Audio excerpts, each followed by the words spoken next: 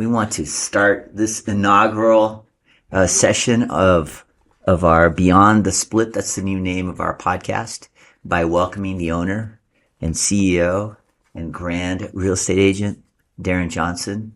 He's the owner of HomeSmart Advantage Group here in Tucson, Arizona, and in Washington. And how long have you been doing the real estate brokerage ownership thing? We started in 2017, the end of 2016, actually. So almost a decade. Yeah. Huh? I didn't You think say about it like that. It sounds like a long time. We're almost 10 years, yeah. You look fresh, though, may I add, sir. And now you have your boy Luke. Yeah. He's, just by disclosure, he's also our VP here at HomeSmart Advantage Group, and he takes care of our technology stuff. He's also our engineer here for our podcast. Welcome, Luke. Thank you. And, interestingly, we just came up with a name for our podcast, as I was saying before, Beyond the Split. And why would we call it a name like Beyond the Split? What would come to mind regarding real estate? What do you think? Well, Beyond the Split, at HomeSmart, we're 100%, right? So there is no split, but beyond, which everyone else, for the most part, has a split, beyond, we're more than just 100% commission. Yeah. We're 100% service. Yeah. And so we go way beyond the split. Yeah. To the as deep as you want to get, because we're not just here to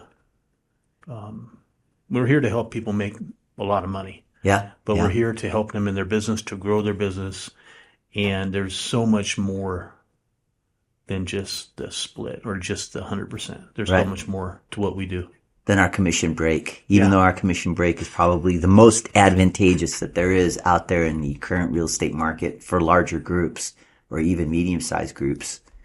I mean, aside from the guy that owns his own real estate company that's doing onesies, twosies, we're pretty good. I think so as well. We have a little plaque in the front that says that HomeSmart is the net gainer and that HomeSmart Advantage Group and the one in Washington, what do they call it in Washington? HomeSmart One Realty. Yeah. So HomeSmart One Realty, HomeSmart Advantage Group has the biggest net gain last year in 2024. Is that correct? Yeah. I mean, I saw the plaque. That's pretty good. Yeah. That speaks a lot. Agents are catching the vision, what we're doing here. Yep. And they like what we're doing. They like what you guys do daily.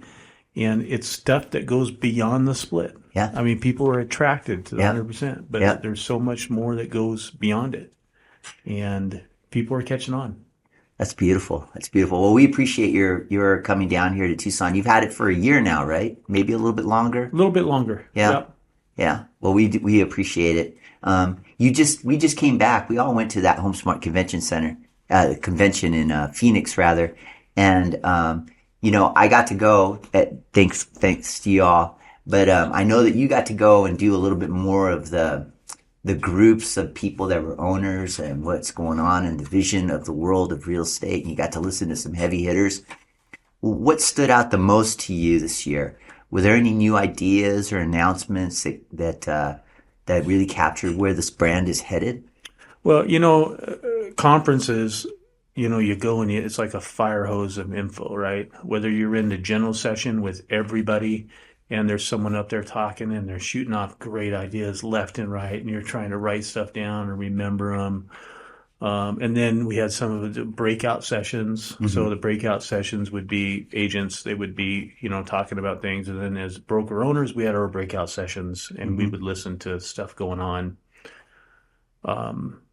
And I'll tell you some of the big takeaways, but I'll tell you what, the best part about those conferences, and I'm going to say, if you're in the industry, you need to go to these conferences. We'd love you to come to HomeSmart and go to the HomeSmart conference. And if you're an agent with HomeSmart, you need to go. You need to make it a priority, because it's kind of like beyond the splits, beyond the sessions. Yeah. It's the having lunch. It's in the hallway. And it's those conversations that honestly are, to me, I walk away the most valuable. Right. So as an agent to agent, hey, what part of the country are you going to head left? I got people that want to move to, especially Arizona, right? If you live in the northern part of the United States, who does not want to move here in 9 months out of the year, right? Because it's cold and dry, gray and wet. Right, right. So we have people, doing referrals back and forth. When I talk to other broker owners, like, hey, what are you doing about this? What are you doing about that? And that's the cool part, is in between the sessions. But I tell you, the number one thing about HomeSmart was their rebrand. There's HomeSmart celebrating 25 years this year. They started in 2000, and it's 2025. So the big thing was 2025 rebrand. Yeah. And I'm not wearing anything today, but I've been wearing it. The logos and what they have going on is incredible, and it's cool. It's great. I mean, it's refreshing. Yeah, yeah. And so the talk there was obviously the rebrand, and now that things are settled in the industry. Yeah. And we're on the uptick. We're not. It's not full on yet, but we're getting there. I was just talking to someone on the phone a little bit ago, and Q1 next year is going to be, especially towards the end of Q1 next year, is going to be it's going to be hot. Oh, yeah. Not just temperature, but I'm talking like real estate market. Yeah. So it's cool with the rebrand, all that stuff going, and the commitment that HomeSmart has to their agents and to grow nationally, locally, in all those areas. So the company, the franchise itself, is pretty strong, as well as our own. We're kind of a symptom of that they're getting so strong that the individual franchises are coming out much stronger as well. Oh yeah, HomeSmart's number one in the United States for 100% commission model. 100%, they're the biggest, largest, and as franchises, we're growing with them. And how did you notice about how are the agents interacting with the broker owners? Do you see like a greater collaboration now between the owner groups and the people that are working at the brokerages? Did you see any of that? Oh yeah. I mean, the great thing about HomeSmart, and for most, I'm sure there's some that aren't like this, but no one lords themselves over anybody else or thinks they're better than anybody else in general, right? I mean, if you're an owner or an agent, I'm a broker owner. We manage 500 and some odd agents together.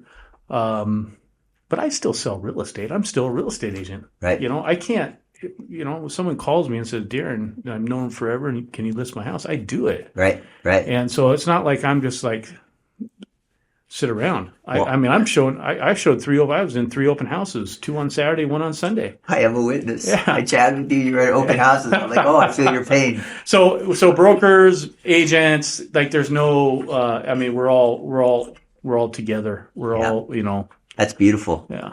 And now you're leading brokerages in 2 different states, in Arizona and Washington. What are the trends that you're seeing right now that you think that agents should pay attention to now definitely over the next 12 months? So, I think that, when you're in marketing, you can we have agents that do it and they do great with it. And we have companies that do it, spend money on online portals, thousands of dollars sometimes, whatever, But there are ways you can do things without having to spend that kind of money. Yeah. Open houses, to me, are a hot thing. Now, I sat 3 open houses this weekend. One was dead. Mm-hmm. It had somebody came in, but it was a neighbor, right? Mm-hmm. The other was okay, and then one was really good, right? Mm-hmm. So it's like fishing. Mm-hmm. Like you go out fishing and you try to gauge the currents and you try to do that, but some days are biting, some days are not. But unless you have your pole in the water, right, you're not going to catch anything, right? So and so I think open houses. I think online. I think people want to know you're real. I think online videos, off the cuff type stuff. Mm-hmm. I think it's great. Emails are harder. You send out emails. So I look at every morning. I woke up this morning. I look at my emails. I've got like 42. Normally I have 38. So I had 2 or 3 different other ones. So I'm like, I wonder what those 3 other ones were. Well, 38 spam ones, right? That I normally get. Yeah. And 2 real ones. Mm-hmm. Emails aren't what they used to be, but social media is. You got to go meet them where they're at. And so, I'd say social media, open houses, and, we were just talking about the conference, going to conferences where people from other parts of the country are, and networking. Got it. Very good. Very good. I noticed that you've made the commentary regarding people that buy leads or folks that kind of work that arena, that their goal is to try to get in front of people before we get in front of them. But if you really want to get in front of everybody ahead of everybody else, you go to where the house is open and they show up at your place and you didn't spend $18,000 to talk to that one person. You already got them for free. They just came in. So I've noticed you make that commentary before, and I think I have to agree with you on that. Well, and and the funny thing is, the person that's spending $18,000 for that lead is that same exact person that just walked in. Yeah, that's not, there's not an additional one. That one, and that one person that walked in your open house probably is being. I mean, there's probably 5 people spending $18,000 on different platforms for that same name. Yeah. Right. And you got to meet them and shake their hand, for free. Give them your card and love them up. And yeah. Oh, yeah. Now, with so much talk about the AI and digital marketing and automation, where do you think the human touch still matters the most in our business? That's interesting because I was just read an article on this the other day, and homeowners were complaining that the AI homes that they saw on the marketing from the real estate agent weren't a true representation of the home. And I've thought that for a long time. We've talked about Sherpas. We've talked about, going up on the mountain and all that stuff. Like, you can go and get all the hiking gear you want to get, but if you want to go climb, a big mount at Mount Everest, you're not going to do it by yourself because you probably end up dead. Because most people would, right? So I read this article, and they're saying that, they were complaining that AI, the agents were doing these things through AI, and the home didn't look like it was supposed to. They said it did. And, AI is great. I use it. And I don't even use it like I probably should. I just use it in little things. But you have to proofread it, right? Because if you don't proofread it, you could really be embarrassed if you just take it and throw it out there. So AI is it's a good tool, but I don't think people are going to be able to rely on it for real estate homeowners, because you can fake things too. AI,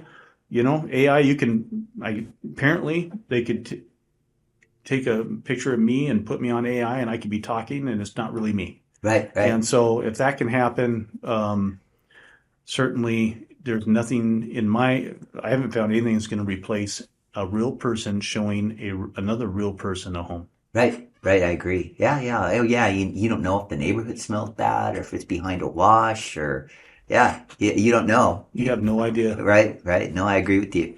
And now I want to touch a little bit on your past before you were in real estate. And it surprised me to learn that you worked with a tribe in Washington called the Lummi tribe. Is that correct? Yeah, Lummi.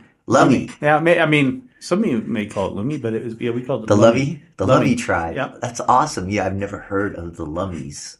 That's it. And they're from Washington specifically. Yeah. They're in Whatcom County, Washington, up close to the border by Bellingham. I was I was a coach for many years as an assistant, and they said, well, if you want to be a real coach, you need to really get your degree. So I went back, got my degree. I was a school counselor, and right towards the end of beginning of the school year, I get a call from Lummi Indian Nation, and they said, we would like you to come interview for a school counselor and head basketball coach. So I did that. Yeah. And it was great. It was a great experience. I got some great stories. I don't want to bore anybody with the stories, but basically I was, the first half of the year, the person that took over from the former head coach, who was a tribal member who left. And so here I am. I'm a white guy taking over for a native guy, a great guy. Me and him are great friends. But he had to leave for family reasons, and so I take over. The guys are like, we want a native guy coaching us. We don't want a white guy. And I'm like, well, I'm here. Like, this is what I'm doing. So we went the first half of the year, and we only won like 1 or 2 games. We lost a bunch in a row. And it got to Christmas time, and Christmas, there's no school. So we still have practice, right? So I had to because there's no busing, I had to go around and pick these kids up. Uh-huh. And it's a very poverty stricken area. And so I would try to figure out where these kids are, because Yeah. home is different, means something different there. And Yeah. so I'd try to figure out. So I'd pick them up. So we got through Christmas break barely, and we're playing all these mainly white, private schools in Seattle, Uh-huh. small schools. And we would walk in and people would just stare at us. And I didn't think this was real. Like, I didn't like, but all of a sudden I'm starting looking like they're staring at us. Like, why are they staring at us? And they're like, Coach, see what we go through? And I'm like, yeah, I'm kind of getting it, right? So we get to halftime of this game. It's this small private school where they're staring at us going in. And they, one of our kids fouls a kid, and then he gets kicked out of the game. Oh. And so I go to the ref. I go, listen, that was a foul, yeah, but he shouldn't have got kicked out of the game. And he said something to me, and I said something I shouldn't have said. No. But I said under my breath, I said, well, if it had been a white kid, you wouldn't have called it that way. Oh. And so no one heard me, except he did. Yeah. Kicked me out of the game. Oh, there we go. So I go in the locker room at the end of the game. We lost, and all the kids they're all looking at me. Coach, you're trying to tell us not to say anything to the ref, and you're saying to the ref. And it was like 12 of my players against me, like big time. And I'm like, boy, this season's done, you know. And then all of a sudden, one of the kids in the corner goes, Coach, what did you say? And I told them what I said. And they erupted in like, yeah, he's one of us. And we went on to win every game to the end of the year. We didn't win the state championship, but we got really deep. They put a big article in the Seattle newspaper about me in that situation, and it was really cool. Oh, so that's awesome. A long story. That's a great story. Well, it is a great story of all. So not to name drop, but have you met any famous coaches? Like, we have one that's a coach here. His name is Tommy Lloyd. I think he's from your part of the world. Is that true? So I don't know Tommy Lloyd personally. No. But I have met him when he was at Gonzaga. I was there when he just got hired on. He was an assistant coach he had played at a small Division III school. And we were over at Gonzaga at a camp, and he had just gotten hired on. I remember that. And so I met him. Yeah, he would never remember meeting me, but I met him, and I remember the very first year he was at Gonzaga with Mark Few and those guys over there. Oh, yeah. They had a great team. It was a coach's clinic, is what it was. So yeah. Hey, Mr. Producer. Yeah. How you feeling about the Tommy Lloyd situation here in Arizona? Not a fan, but it's all right. It's all right. Well, yeah, you can take the boy out of Washington, but you can't take the Washington out of the boy. Fight. I know.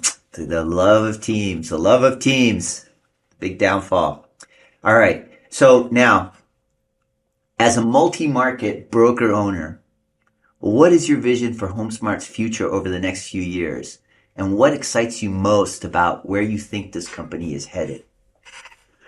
So it was probably a couple years ago where I said, I was just trying to figure out my place in life, I guess, but more, I was thinking real estate in the business world. Like, what is my place? Like, and I felt like, you know what, at that point it was like, Darren, you need to help as many people as you can help. You need to see if you can help people be the best they can be.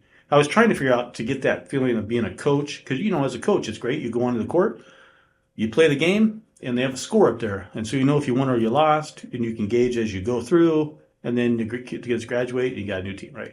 So I'm like, how can I be as real estate? And then it hit me, or through some things that were revealed to me, that I can help people in this business be the best that they can be in real estate. And it doesn't necessarily mean money, but I mean, it certainly can mean money, but it means everything, a better quality of life, whatever, right? So with that said, getting to your question, the future, I mean, so when we looked at like growing our brokerage, acquiring the Tucson brokerage, right, that was part of like, okay, now there's a few hundred more people that I can help, right?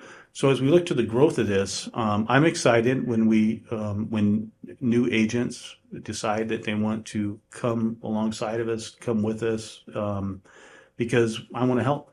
I want to help in any way that I can to make people in their journey. In of life, and in this section of life, it's real estate, right? So we're trying to grow. We're trying to attract agents that have the same type of values we have. And what are those values? We like to help people. If you like to help people, if you like to, if you like to help people, freedom's another thing that rolls with our brokerage. I think our agents here are. We give them a lot of freedom within the rules. Our paperwork is right, spot on, and all that stuff. I'm not talking that freedom, but the freedom to do the business how they want to do it.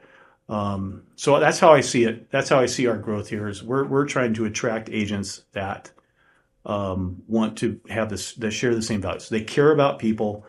Obviously they care about business and everything, but they care about people. And life is more than just making money, right? It's helping people, and we're helping people with one of the biggest financial decisions they have in their lives, and that's selling their home. Sure. Yeah, I agree. Well, listen, at least from me anyway, I want to thank you guys, the Johnson family, for coming down to Tucson and taking over a place where I've worked at for a long time, which I thought was fine before, but I got to tell you, it's gotten better. And your son, he's a gem. And your wife, she's the best out of all three of you. Just by the way, true. I'm sorry. That's true. I'm sorry to say it, well, but she's a rock star, and she keeps us in line. I love it. What can I say? Because the rest of us, I think, would run a little loose if we were allowed to. But hey, that's how it goes, and we appreciate it, and we look forward to having another chat with you later on next year and finding out how things are trending in our deal, and welcome. And thank you for being our first victim on this Beyond the Split. Yeah, well, I appreciate you being a great host. You're doing this is a great thing, and I'm looking forward to watching this episode, of course, but then of course watching the mini episodes that you're going to have and hearing other people's stories, right? Because every one of us has a story, right? Every single person does, and this is cool because we're going to get beyond the split and hear people's stories. So fabulous. Thank you. Yep. Thank you.